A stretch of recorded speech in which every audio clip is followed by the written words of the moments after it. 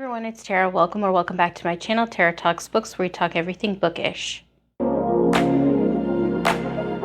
So today I'm going to be doing a recommendations video for historical romance books with class difference. First one I have is again The Magic by Lisa Kleypas. So this one follows Lady Aline Marsden, and she is brought up to marry a man of her own class, but she ends up meeting John McKenna, and they are like childhood friends to lovers. They end up meeting when they're kids, they're friends, and then as teenagers they fall in love. Of course, their love is forbidden and their secret is found out. And so McKenna is forced to leave forever, unaware that the only reason Aline has given him up is to save him. And it goes from there, so they end up being split apart and years pass. So McKenna ends up coming back a powerful man intent on revenge against, obviously, Lady Aline, who broke his heart. But she obviously has secrets, and there's still that spark there. And so he's trying to figure out what is really happening, and will he figure it out, and will they be able to, basically fall in love again. This is a second chance. I did really enjoy it. It's such a good one. I did give it a 4.5 stars. Next, I have Indigo by Beverly Jenkins. So this one follows Hester Wyatt, and as a child, she escaped slavery, and now she's working in Michigan for the Underground Railroad, helping other runaways gain their chance at freedom. And she ends up coming across a injured conductor, and even though he has a high price on his head, she takes him in and nurses him back to health, basically.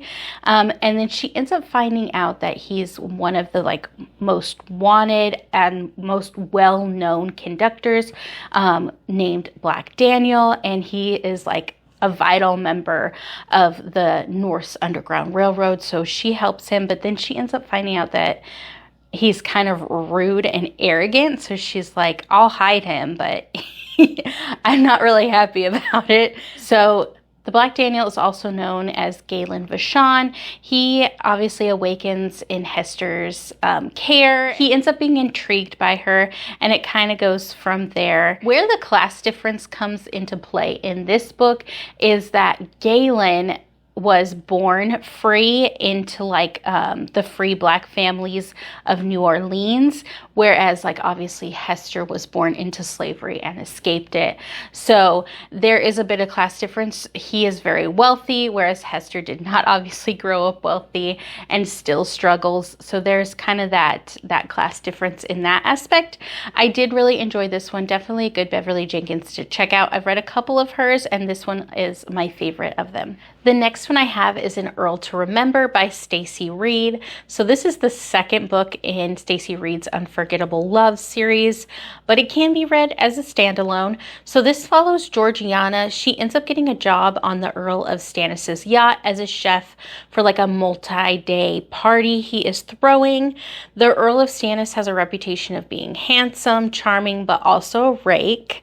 Unfortunately for Georgiana, a misunderstanding gets her fired after one night as the chef on the yacht. So this, of course, leaves her upset with the Earl, especially since her and her family needed the income.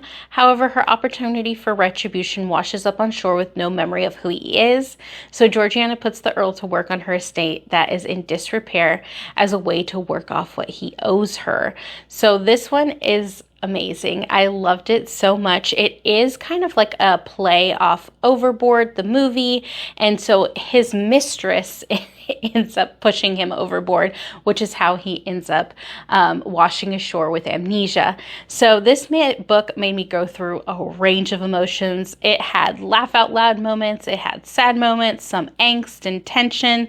I loved the chemistry between these two characters. I also really enjoyed that Georgiana had a passion for cooking and wanted to become a chef. I adored the sister relationships and how Daniel ended up doting over them at such a swoon moment.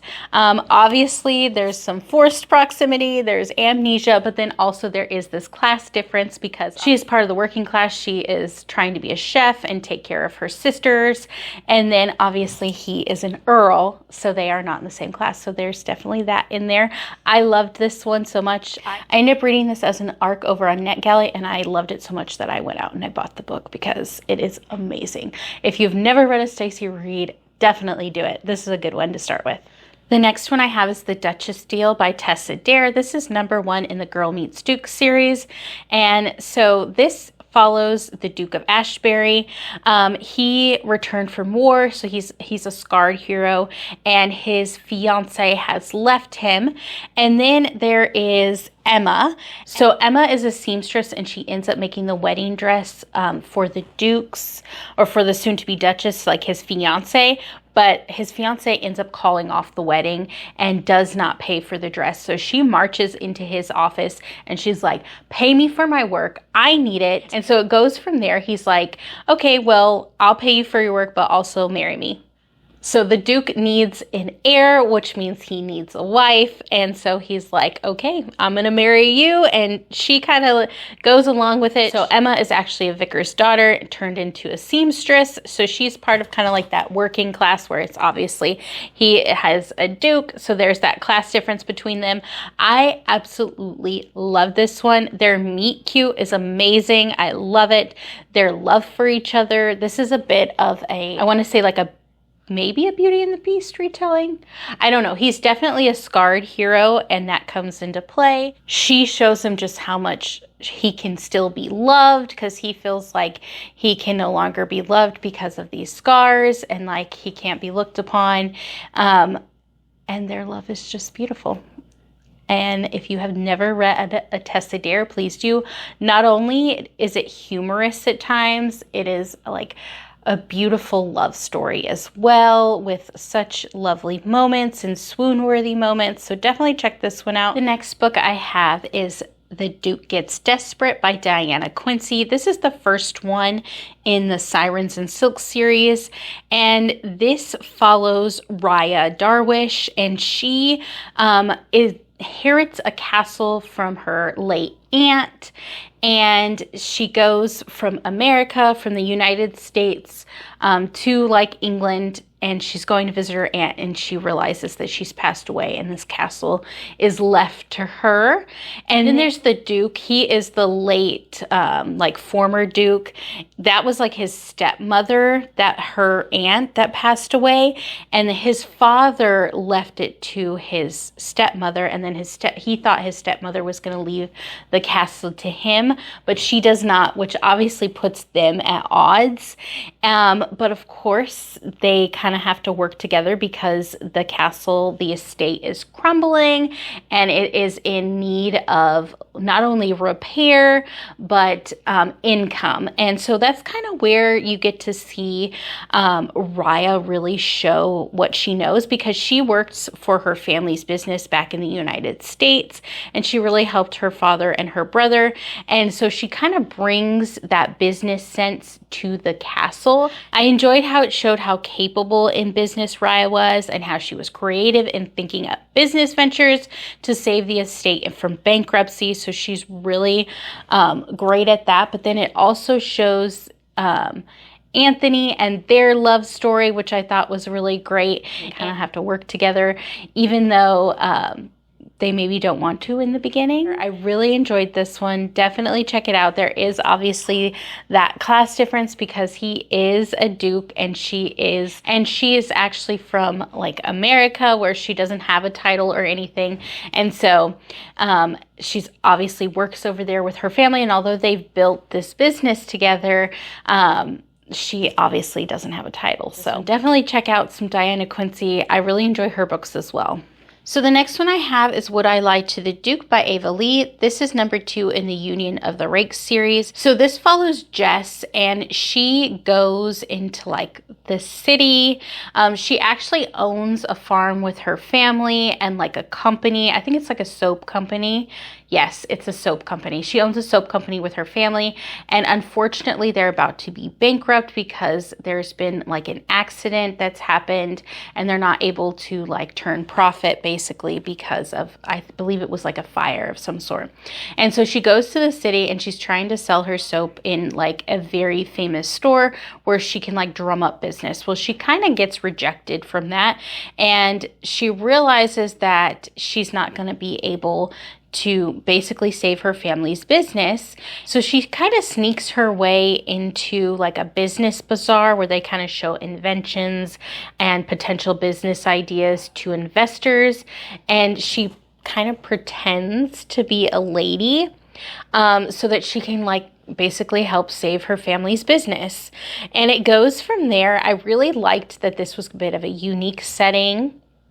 And I do enjoy the meet cute because they actually meet like on the street prior to ever meeting at like this business bazaar, and then he recognizes her and it goes from there. I really did enjoy this one. I loved that Jess was like clever in the business world. I also love the male friendships within this book with Noel, who is the Duke. So obviously she's hiding this secret and they start to obviously have feelings for him. And so like obviously time is ticking down. It's kind of very Cinderella-esque. And she's starting to decide like, can he like basically love her knowing that she's lied to him. And this was actually my first ever read by Ava Lee and I really enjoyed it. The last one I have is Nobody's Duke by Scarlett Scott. So this is another like second chance one, but also has an element of class difference. This actually follows Ara, and she's the Duchess of Burghley, and her husband is actually assassinated. There's like a political assassination, and Clayton Ludlow is the man who ends up protecting her. However, years prior, they fell in love. And so she was like obviously a lady and he was not. They fell in love and they're separated for reasons. As the reader, you know why they're separated. It is actually like her parents who separate them, and it's unbeknownst to either of them. They both think that the other one left them, and so there's this tension, there's almost this hate, like how could you? And so that's happening along with potential of like her coming to harm because of her husband's like political assassination. They might come after her, and she has a son that they might come after. So there's that, and he's trying to protect her. And then there's this underlying tension of like, well, he thinks that she left him and she thinks that she left her, and it goes from there. And obviously there's danger, and then secrets are revealed. I ended up giving this one a 4-star. It was definitely an enjoyable read. Definitely a bit of hate to love, second chance, class difference. It has everything in it. Aeson has like kind of single parent because her husband ends up getting murdered. So it was such like an angsty, emotional read. So those are all the historical romances that I've read that have class difference. Let me know in the comments below if you've read any of them, or if you have any suggestions. I really enjoy reading class difference in historical romance. So let me know in the comments below. Like and subscribe if you'd like to. Bye.